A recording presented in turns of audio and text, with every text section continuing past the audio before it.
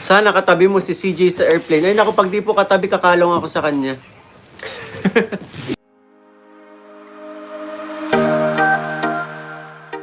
Please like, share, and subscribe to Kalingup JP for more videos. So yun, magandang araw po sa ating lahat mga kalingap. Kamusta po kayo? Sana kung nasan man kayo ngayon, ay nasa maayos kayong kalagayan, ligtas, masaya, at patuloy na lumalaban sa hamon ng buhay. Ako po si Kalingap JP at ngayong araw ay isa na namang nakakakilig, nakakatuwa at talagang aabangang kwentuhan ang ating pagsasaluhan tungkol sa paborito nating Mick Chris tandem. Alam niyo ba mga kalingap, talagang iba ang energy kapag may magandang balita tayong naririnig mula sa Team Mick Chris.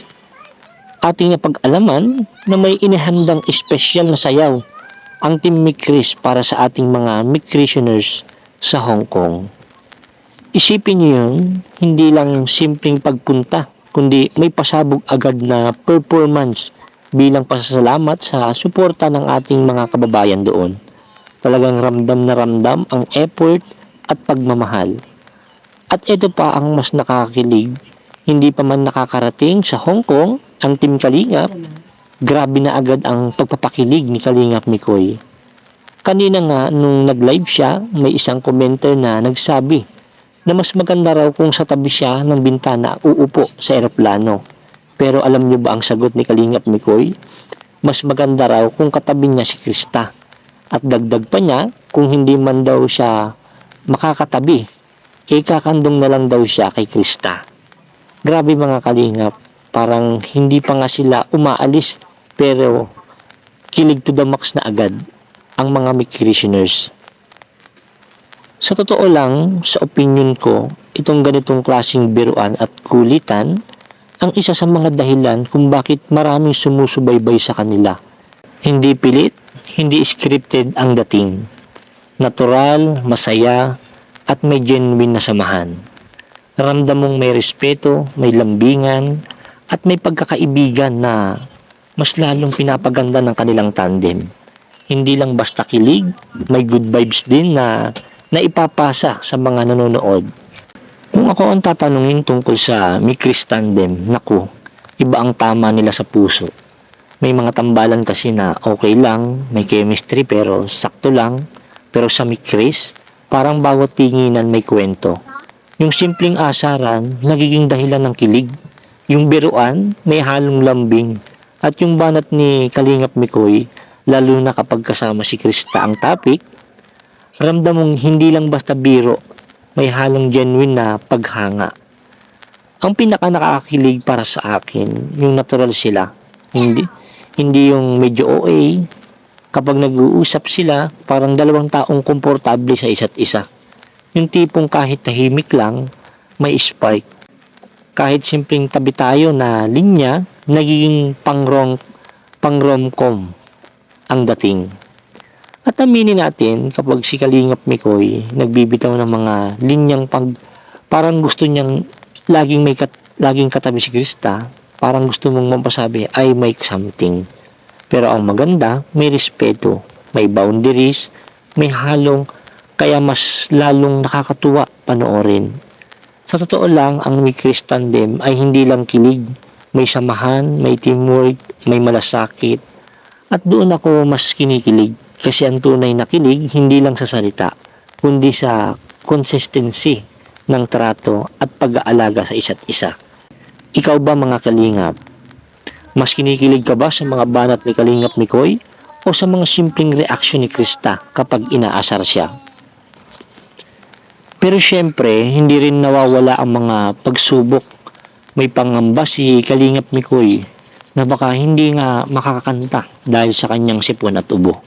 Ayon sa kanya, posibleng nakuha niya ito sa sunod-sunod na pagmimisyon.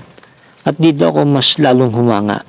Ibig sabihin, kahit pagod, kahit may karamdaman, tuloy pa rin ang serbisyo. Tuloy pa rin ang pagtulong. Hindi biro ang magbigay ng oras at lakas para sa iba, lalo na kung kapalit nito ay sariling pagod o sakit. Kayong mga kalingap, hindi ba kayo natutuwa na nahahawahan ng inspirasyon kapag nakikita nyo ang ganitong klase ng dedikasyon. Ilang beses na ba nating nasaksihan na kahit may pinagdadaanan sila, pinipili pa rin nilang magpasaya at tumulong. Sa palagay ko, ang tunay na sukatan ng isang public figure o content creator ay hindi lang sa dami ng views o subscriber, kundi sa impact na naiiwan nila sa puso ng mga tao. At kung pagbabasihan natin ang suporta ng Micreationers, malinaw na may natatanging connection ang Micris Tandem sa kanilang audience.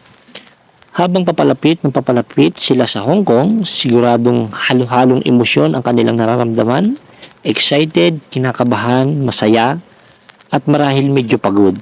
Pero sa likod ng lahat ng iyon, na andoon ang isang layunin, magpasaya at magpasalamat sa mga taong patuloy na sumusuporta sa kanila. At syempre, hindi natin makakalimutan ang matubang family, sina Kuya Bal, Kalingap Rab at ang buong team Kalingap, na araw-araw ay nagbibigay ng saya at tulong sa ating mga kababayan.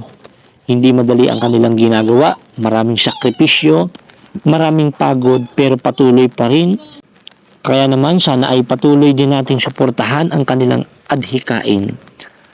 Sa personal kong pananaw, napakahalaga ng ganitong klaseng komunidad. Sa panahon ngayon na maraming negativity sa social media, napakasarap makakita ng grupo na ang layunin ay magbigay ng pag-asa at inspirasyon. Oo, may kilig, may kulitan, pero higit sa lahat may malasakit. Ngayon mga kalingap, gusto kong marinig ang opinion ninyo. Excited na ba kayo sa inihandang sayaw ng Team Micris para sa Hong Kong? Sa tingin ninyo ba, makakakanta kaya si Kalingap Mikoy despite sa kanyang sipon at ubo? At ano ang masasabi ninyo sa mga banat niyang kilig kay Krista? Kilig din ba kayo o medyo kinikilig lang ng konti?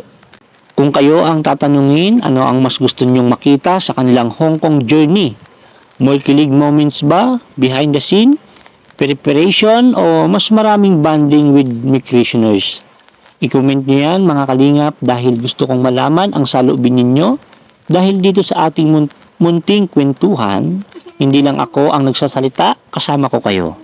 Sa huli, ang mahalaga ay maging ligtas ang kanilang biyahe, maging maayos ang kanilang kalusugan, at maging matagumpay ang kanilang event sa Hong Kong. Patuloy tayong magbigay ng suporta, positibong komento, at panalangin para sa kanila. Muli, ako po si Kalingap JP at ito ang ating masayang kwentuhan para sa araw na ito. Huwag kalimutang mag-like, mag-comment at mag-subscribe para sa mas marami pang kwentuhan, kilig, updates at good vibes na siguradong magpapasaya sa inyong araw. Hanggang sa susunod nating pagsasama-sama.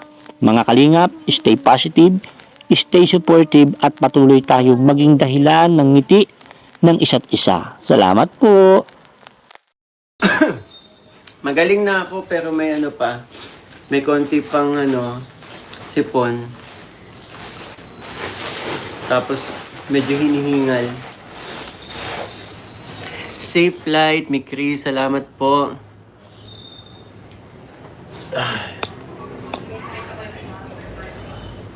Buti di ka na paos mukhang haggard at may sakit. Oh, pero hindi ko alam kung makakanta tayo ng maayos-ayos na pagdating ng Hong Kong. Bahala na. Mayroon akong nais malaman. Maaari bang magtanong